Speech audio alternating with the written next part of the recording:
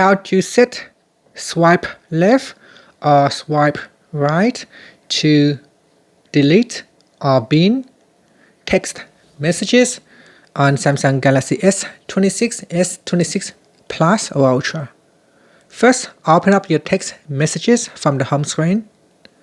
Then we tap on the profile icon at the top corner. From here, we scroll down, then tap on Messages Settings. Next, scroll down and tap on Swipe Actions. Now in here, you can set the customization or you can change the settings for swipe right or swipe left. At the moment, swipe right is already been set to delete or bin. So here I can customize the swipe left as well. So tap on the customize button. Then from the pop-up dialog, select bin. Okay, so we both now set both items to delete a text message.